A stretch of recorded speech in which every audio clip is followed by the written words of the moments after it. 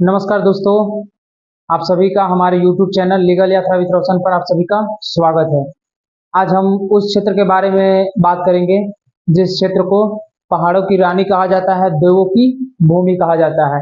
हाँ, आपके मन में जो चल रहा है क्षेत्र, ये वही क्षेत्र है जिसका नाम है उत्तराखंड। हमारा प्यारा उत्तराखंड के बारे में बात करने वाले हैं आज, जहाँ पर कि अभी जो है संकटग्रस्त क्षेत्र बना हुआ है, मतलब कि वहाँ पे जो है संकट आने वाला है, उसी को लेकर के आज हम बात करने वाले हैं। यानी कि जो भारत के लिए एक गरिमा के रूप में देखा जाता है, लेकिन इसे लोगों ने बर्बाद कर दिया है। हरिद्वार में आप लोगों ने तो देखा ही होगा कि कितनी भीड़ रह रही है, कितनी भीड़ होती है। वहीं आप चले जाओ ऋषिकेश, ऋषिकेश में भी देखो क्या भीड़ चलती है। वहीं पे आप चले जाओ जोशीमठ, जोशीमठ का भी वही बुरा हाल चल रहा है, भीड़ पे भीड़, भीड़ पे भीड़, वहाँ भी बढ़े जा रहा है। और तो और साथ साथ में क्या वहाँ देखा जा रहा है कि वहाँ पे बढ़ते शहरीकरण हो रहे हैं, मतलब कि वहाँ पे जो है लोग ज्यादातर जो है प्लान कर रहे हैं वहीं पे। और दूसरी बात, वहाँ पे कंस्ट्रक्शन मतलब बहुत ही तेजी से बढ़ रहा है, वहाँ पे तेजी से कंस्ट्रक्शन का काम चल रहा है। इसी सब कारण के वजह से जो है उत्तराखंड पे, जो हमारा प्यारा उत्तराखंड है, उस पे मतलब एक ग्लेशियर जो है खतरा मंडरा रहा है, ग्लेशियर खतरा मंडरा रहा है उत्तराखंड पे। ये मैं आपको अभी पूरा डिटेल में बताऊंगा। आप लोगों ने देखा कि जैसे ही मानसून का आगमन होता है, वैसे ही दिल्ली डूब जाती है। उसके बाद उधर देखो शिमला डूब जाती है। और आप लोगों ने तो पिछली बार भी देखा था कि हिमाचल का क्या हाल रहा था।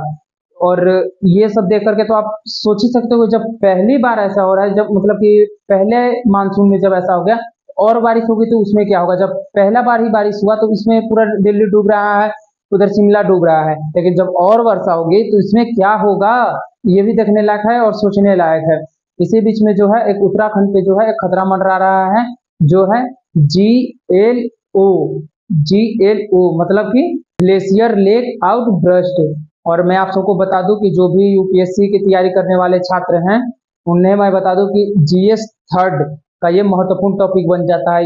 ये टॉपिक आपको पढ़ने के लिए बहुत जरूरी होता है, और ये टॉपिक जो है आपके लिए बहुत महत्वपूर्ण हो जाता है, इसलिए इसे थोड़ा आप जरूर ध्यान से समझिएगा। और मैं आप सभी को बता दूं कि जो उत्तराखंड की USDMA डिपार्टमेंट है, यानी कि उत्तराखंड स्टेट डिजास्टर मैनेजमेंट जो डिपार्टमेंट है, वो पहले ही बोल चुका है कि भाई 13 ग्लेशियर्स पे खतरा है। 13 जो ग्लेशियर हैं उनमें जोखिम है। और उनसे भी क्या बोला है कि जो उनमें 5 जो लेक हैं, जो 5 ग्लेशियर हैं, उनसे और ज्यादा खतरा, यानी कि जो 5 ग्लेशियर्स हैं जो उन्होंने बताया वो हाई रिस्क पे है। तो इसलिए आप देख सकते हैं कि मतलब जो अभी उत्तराखंड में है, आने वाला महीना उत्तराखंड के लिए बहुत ही मतलब खतरनाक साबित हो सकता है। किंतु परंतु का कोई बात ही नहीं है, क्योंकि अभी जब फर्स्ट टाइम जब ऐसा मानसून का बारिश हुआ, तो आप देख सकते हैं कि फिर कैसा होगा। इसलिए आप सभी से रिक्वेस्ट है कि अभी यदि आप प्लान बना रहे हैं उत्तराखंड जाने की, तो उत्तराखंड प्लान बनाने जो है बंद कर दे, वहां का प्लान कैंसिल कर दे। हाँ, ये बात सही है कि मानसून में ही घूमने का मजा आता है, मानसून में ही घूमने में अच्छा लगता है। तो आपको घूमना है तो आप वेस्टर्न घाट घूम लीजिए। अभी आप गोवा साइड चले जाइए, उधर मुंबई साइड चले जाइए, उधर का पूरा रूट घूम लीजिए। और उसी में रूट पड़ता है कसारा घाट का रूट, कसारा घाट घूम लीजिए, जो कि बहुत ही अच्छा है। बहुत ही वहाँ का दृश्य भी देखने लायक है, बहुत ही अच्छा जगह है। मतलब आपको अभी जो है कैसे भी करके उत्तराखंड का प्लान कैंसिल कर दीजिए। इस यही मेरी सलाह रहेगी आप सभी को। जिस तरह का अभी जो सिचुएशन देखने को मिल रहा है, जिस तरह का वहां पे परिस्थिति देखने को मिल रहा है, उस हिसाब से उत्तराखंड का प्लान आप कैंसिल कर दीजिए, यही मेरी सलाह रहेगी। और मैं आपको बता दूं कि ये जो स्टडी दिया गया, यानी डेटा पहले दिया गया है, ये मुख्य रूप से इसी के लिए दिया गया है कि ताकि आने वाली आपदा को हम कम कर सके। और जो रंजीत सिन्हा है, जो यू USDMA के डिपार्टमेंट के जो सेक्रेटरी हैं, उन्होंने बोला है कि जो नए नए लेक अभी पहचान में किए गए हैं, उन और प्लस में जो ग्लेशियर है, हिमालयन ग्लेशियर, उनसे भी जो क्लाइमेट चेंज की वजह से उनसे भी खतरा है। और आपको मैं बता दूं कि उन्होंने यहाँ तक बोला कि यदि हम और पहचान नहीं किए तो हालात जो है बद से बदतर, यानी कि बहुत बुरा हो सकता है। अब मैं आपको जो है GLO बस्ट के बारे में मैं अब आप लोग को बताता हूँ। एक्चुअली ये जो होता है, जैसे आप मान लो कि आपके पास एक मुट्ठी जो है बर्फ है, और आपके पास कोई मतलब अद्भुत जादुई शक्ति है जिसे आप उसे बड़ा कर सकते हैं। और उसे आप कहके कि बड़ा करते करते करते करते क्या कि आप उसे 10 ताला यानी कि 10 माले जितना जो है उसे आप बड़ा कर देते हैं तो वो ग्लेशियर बन जाता है। ठीक इसी प्रकार जो है पहाड़ों में होता है, धीरे धीरे बर्फ जो है इकट्ठा होते हैं एक जगह, और वो जो है धीरे धीरे उस पे जो है बर्फ गिरते जाता है, बर्फ गिरते जाता है, और पहाड़ी पे जो है बर्फ गिरने की वजह से फिर वो एक ग्लेशियर के रूप में बन जाता है। जब एक ग्लेशियर का निर्माण हो जाता है तो ग्लेशियर मूव करता है, ठीक है। ग्लेशियर जब मूव करता है तो उसके नीचे जो भी कंकड़ पत्थर होते हैं उन्हें वो साथ लेकर के मतलब मूव करता है, उन्हें वो समेटे रहता है, मूव करते रहता है, जिस कारण से जो कंकड़ पत्थर होते हैं वो ग्लेशियर्स के किनारे किनारे हो जाते हैं। और वही ग्लेशियर्स के जब किनारे हो जाते हैं तो उन्हें जो है उसे मोरेन बोला जाता है, ठीक है। और वही जो मोरेन होता है मतलब एक तरह से ग्लेशियर के किनारे जो मोरेन होता है, मोरेन का जो अंतिम छोर होता है यानी कि जो अंत जहाँ पे मोरेन होता है उसे आप एक नेचुरल बैरियर भी कह सकते हैं, जिसे हम मतलब टर्मिनल मोरेन भी कहते हैं, और उसी को जो है साधारण भाषा में जो है नेचुरल बैरियर कहा जाता है। जैसे कि आप मान लो कि यहाँ पे ग्लेशियर है, ठीक है, और यहाँ से जो है धीरे धीरे जो है वो पिघल रहा है तो यहाँ पानी आ रहा है, और जो इसी के किनारे है वो मोरेन बनता है, और उसका जो लास्ट पोजीशन होगा वो जो है टर्मिनल मोरेन बनेगा, जिसे कि जो है नेचुरल बैरियर बोला जाएगा। यानी कि यहाँ पे आप एक ग्लेशियर समझ लो, और वो जब धीरे धीरे आता है तो एक लेक में आता है, जो यहाँ पे लेक होगा उसके किनारे किनारे मोरेन बनेगा, और किनारे का जो अंतिम छोर होगा उसे जो है टर्मिनल मोरेन कहते हैं, उसी को जो है आसान भाषा में जो आप समझ लीजिए नेचुरल बैरियर भी कहा जाता है। और जब यही जो यहाँ पे जो है जिसे आप मतलब एक तरह से जो टर्मिनल मोरेन बोले या फिर जो बैरियर बोले नेचुरल बैरियर, वो जब टूट जाता है तो उससे नीचे जो है पानी जाता है, तो उसी को जो है GLO बोला जाता है, यानी कि जो है ग्लेशियर लेक आउटब्रस्ट बोला जाता है। और मैं आपको बता दूं कि जो ग्लेशियर लेक आउटब्रस्ट जो होता है उससे इतना पानी आता है, इतना ज्यादा पानी आता है, आप वहां पे समझो कि जो भी आसपास का इलाका है समझो कि वहां का खेल खत्म है।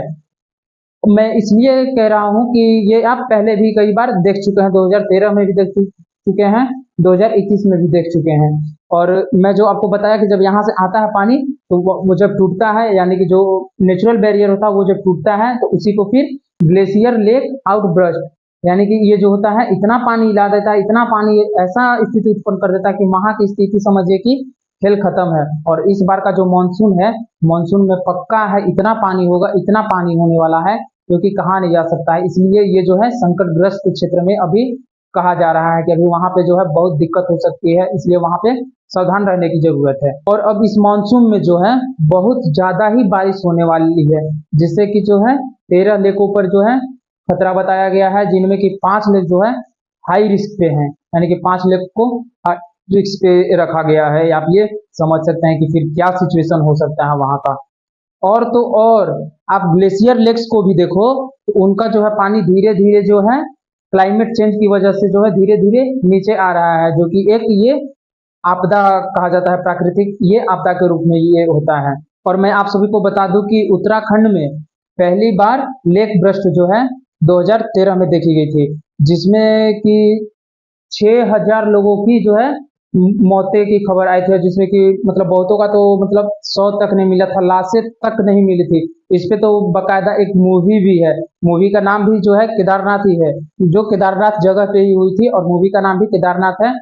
जिसमें एक्टर हैं जो लेट सुशांत सिंह राजपूत, जो कि एक अच्छे एक्टर थे, वो आज इस दुनिया में नहीं है।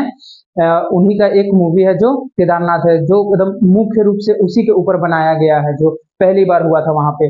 और दूसरी हुआ 2021 में, जो कि आप देख सकते हैं जैसे कि जो चामोली है, जो कि मुख्य रूप से आप गंगा वैली में देख सकते हैं, वहां पे वो देखने को मिला था, जिसमें भी कि 72 जो है जाने गई थी, उसमें भी जो है 72 जाने गई थी। तो भैया इसलिए आप सभी से रिक्वेस्ट है कि यदि अभी आप जाने का प्लान बना रहे हैं उत्तराखंड तो उसे कैंसिल कर दीजिए। और जो वहाँ के जो जो USDMA हैं, जो वहाँ के डिजास्टर मैनेजमेंट वाले हैं स्टेट के, वो जो ITBP को भी ये बोले हैं कि भाई जितना आसपास में लेक उग रहे हैं उन्हें सब पहचान कीजिए, उन्हें पता कीजिए, ताकि कोई ऐसा छूटे ना, ताकि पता चल जाए तो उनको लेकर के जो है मतलब हम अपने आप को मतलब वहाँ के लिए कुछ उपाय बनाए, वहाँ के लिए कुछ सुरक्षित बनाए।